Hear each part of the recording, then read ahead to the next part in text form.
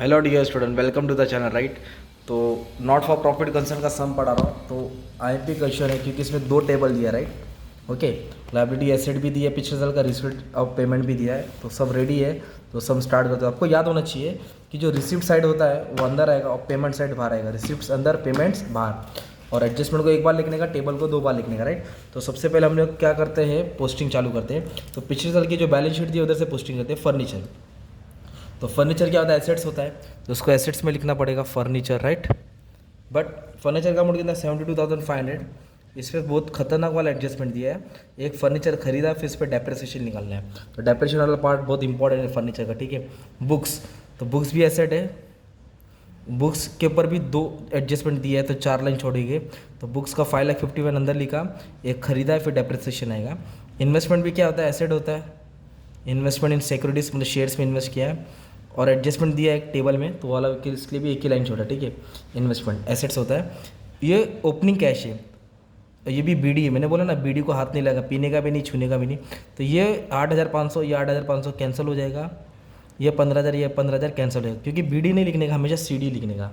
तो ये opening balance मैंने क्या कर दिया, कैंसिल कर दिया, ये लिखना नहीं है।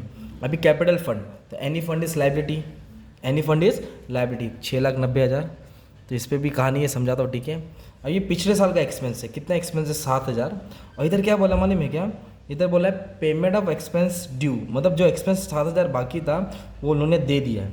तो फिर इसका भी इफेक्ट नहीं आएगा, जो 7,000 बाकी था वो दे दिया है। अगर ये लाइन नहीं लिखी रही थी, पेमेंट ऑफ एक्सपेंस ड्यू 7,000, ये लाइन नहीं होती, ये पेमेंट में नहीं दे रहा था, तो इसको हम लोग लाइबिलिटी में लिखते हैं। कहाँ लिखते हैं, लाइबिलिटी में। अभी क्यों नहीं लिखा, क्योंकि सेटल हो गया, खत्म हो गया, तो भूल जाओ उसको, ठीक है। तो ये 7,000 नहीं आएगा राइट। अब सबसे पहले पोस्टिंग कहाँ से करेंगे, पेमेंट से करेंगे। ये पेमेंट की पोस्टिंग करेंगे। तो पेमेंट की पोस्टिंग कहाँ आएगी, या तो एक्सपेंडिचर में आएगी, नहीं तो एसेट्स में आएगी, ठीक है। तो मस्त में प्यार से स्टार्ट करते राइट। तो सबसे पहले क्या दिया है, इलेक्ट्रिसिटी चार्जेस, कितना दिया इलेक्ट्रिसिटी चार्जेस। एक सेकेंड ना, क्या भाई चेंज भी नहीं हो रहा है, चल बटा। इलेक्ट्रिसिटी चार्ज खर्चा होता है, तो खर्चा किधर आएगा, एक्सपेंडिचर में आएगा। तो इधर लिख देता टू इलेक्ट्रिसिटी। एडजस्टमेंट नहीं दिया है तो छोड़ दे इस पर। कितना दिया, 6,980। तो 6,980 एक्सपेंडिचर में है। नेक्स्ट क्या दिया, पोस्टेज एंड टेलीग्राम। तो पोस्टेज और टेलीग्राम भी खर्चा होता है, खर्चा बोलो तो एक्सपेंडिचर में आएगा, 6,100। नेक्स्ट क्या दिया है, परचेज ऑफ बुक्स। देखो क्या खरीदा, बुक्स खरीदा, तो बुक्स एसेट्स होता है। तो इधर ऑलरेडी बुक्स लिखा है ना, ये पिछले साल का था राइट। ये कभी का अमाउंट था, पिछले साल का अमाउंट था, ठीक है। और अलग से खरीदा, इधर लिखेंगे परचेस राइट। तो कितने का खरीदा बुक्स, 80,000 का खरीदा राइट। अब इन दोनों को क्या कर देंगे हम लोग, ऐड कर देंगे। 5,50,51 और 80 ऐड करेंगे, 6,31 आ जाएगा, ठीक है। तो इधर और क्या खरीदा उन्होंने, पेमेंट्स। ये 7,000 का पेमेंट था राइट। किसका पेमेंट किया उन्होंने, एक्सपेंस का, जो पेंडिंग था। तो ये 7,000, ये 7,000 कैंसिल हो जाएगा। सन्ड्री एक्सपेंस, एक्सपेंस बोलो खर्चा आता है, तो खर्चा बोलो तो किधर आएगा, एक्सपेंडिचर में आएगा। कितना दिया सन्ड्री, टोटल एक्सपेंस 10,500, 10,000 क्या लिख दिया, 500 लिख दिया, ठीक है। और उसके बाद क्या दिया मालूम है क्या, इन्वेस्टमेंट। तो इन्वेस्टमेंट एसेट होता है, ऑलरेडी एक इन्वेस्टमेंट इधर है ना, तो इधर दोनों को ऐड कर देंगे, तो इधर लिख देंगे परचेस। मतलब और उन्होंने एक्स्ट्रा खरीदा इन्वेस्टमेंट और इन्वेस्ट किया, 50,000 और 1,00,000, तो टोटल 1,50,000 इन्वेस्टमेंट हो गया। ये लास्ट ईयर का था और ये करंट ईयर का था, है ना। तो दोनों को क्या कर देने का, ऐड कर देने का। अभी इन्वेस्टमेंट के बाद क्या दिया, फर्नीचर 28,000 का, मतलब उन्होंने और एक फर्नीचर खरीदा है, तो इसको भी ऐड करना पड़ेगा यार, है ना। एक पुराना था, एक अभी का था। तो 72,500 और फर्नीचर पे क्या कर दूंगा मैं, ऐड कर दूंगा, तो ये 1,05,000 हो जाएगा, ठीक है। तो ये भी डाउट क्लियर हो गया। अभी दिया ला सी डी, किसका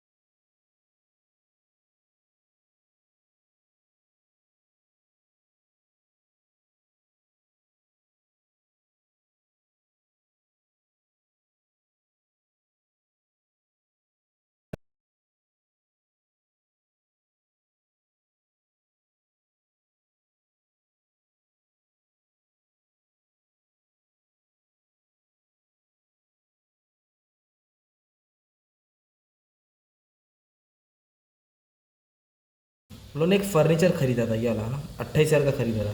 कभी खरीदा? अक्टूबर में खरीदा। कभी खरीदा? अक्टूबर, मतलब इसको साल के बीच में खरीदा है। और ये वाला फर्नीचर स्टार्टिंग से, मतलब ये 12 महीना चला, तो इधर लिखा है राइट। तो जो पहला फर्नीचर है वो पूरा 12 महीना चला है। और ये जो 28,000 वाला है ना, वो 1 अक्टूबर को खरीदा। कभी खरीदा है? 1 अक्टूबर को। तो इधर लिखता हूँ मैं फर्स्ट फर्नीचर, इधर लिखता हूँ सेकंड फर्नीचर, ठीक है। सॉल्व करता हूँ। तो पहला फर्नीचर कितना है? 72,500, और दूसरा फर्नीचर कितना? 28,000। ये जो फर्नीचर है ना, ये पिछले साल का है, ये पूरा 12 महीना चला, तो 10% के हिसाब से, और इसको पूरा 12 महीना डेप्रिसिएशन आएगा। मतलब 72,500 पे 10% इंटू 12 डिवाइड बाई 12, तो इसका डेप्रिसिएशन हो गया 72,550। पर जो 28,000 का फर्नीचर खरीदा ना, उन लोगों ने 1 अक्टूबर को खरीदा। कभी खरीदा? अक्टूबर। तो अक्टूबर, नवंबर, दिसंबर, जैन, फेब, मार्च को ईयर एंड होता है ना, तो ये कितना महीना चला? 6 महीना चला। कितना महीना चला? 6 महीना चला। तो इस पर कितना डेप्रिसिएशन मानेंगे? 28,000 पे 10% आएगा, और 6 महीना 6/12। ये 12 महीने चला, इसके लिए 12/12। और ये कितना महीना चला? 6 महीना। तो 0 कट 0 कट 0 कट 0 कट 1 जा 2 जा 2800 का आधा कितना हो जाएगा? 1400। अभी इन दोनों को ऐड करेंगे ना, तो आपको मिलेगा 8650। क्या मिलेगा? 8650।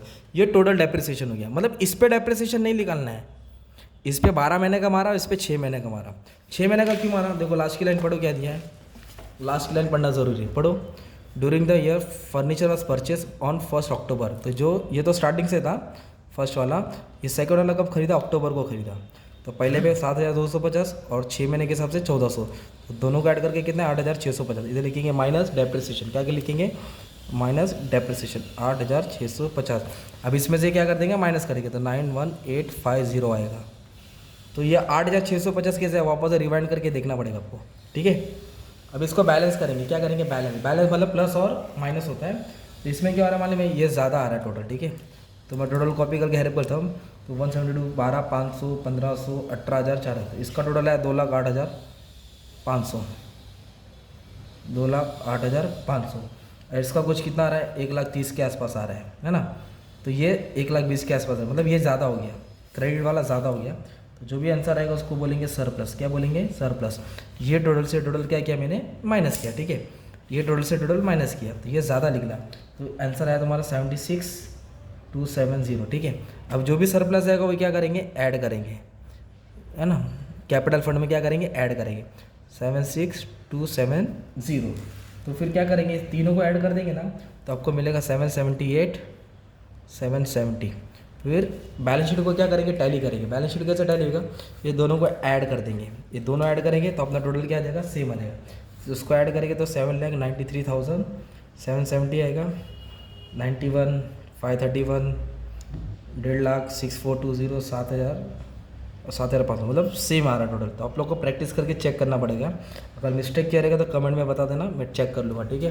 तो एक सम था तुम्हारे लिए एनपीओ का, एकदम हार्ड वाला सम सॉल्व कर दिया, राइट। और ये बोर्ड का सम था, मेरे पास बोर्ड का पेपर का बुक है, तो वहाँ से पढ़ाया था।